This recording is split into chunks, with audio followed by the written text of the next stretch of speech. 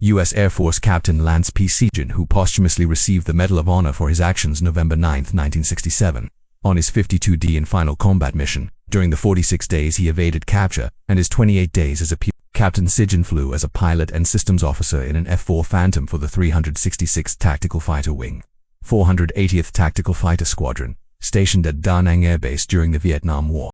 As Captain Sijan and pilot Lt. Col. John Armstrong rolled in on their target to release their ordnance, the bomb fuses malfunctioned, causing a premature detonation on their release and engulfing their F-4C in a ball of fire. Captain Sijan managed to eject from the aircraft's parachute, landing him on a rocky limestone ridge adjacent to the target. Nothing was heard from him until the morning of November 11th, when he made radio contact with an aircraft flying over the crash site. For the rest of the day, the U.S. Air Force launched a massive effort to locate his position and to soften up the enemy air defenses in the area.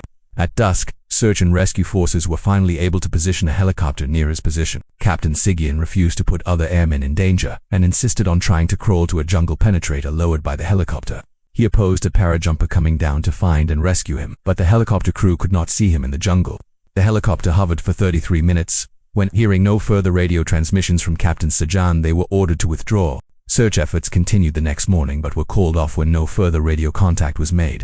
During his violent ejection and rough parachute landing, Captain Sijan had suffered a fractured skull, a mangled right hand, and a compound fracture of the left leg. He was without food, with little water and no survival kit. Still, he evaded enemy forces for 46 days. He was able to move only by sliding on his backside along the rocky ridge and later along the jungle floor.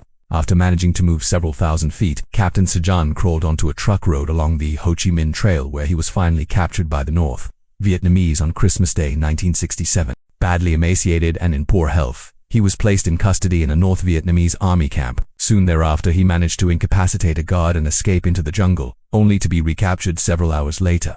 Captain Sijan was transported to a holding compound. Although in terrific pain from his wounds and from brutal beatings and torture inflicted by his captors, Captain Sijan displayed superhuman defiance, refusing to disclose any information other than what Geneva Convention guidelines allowed.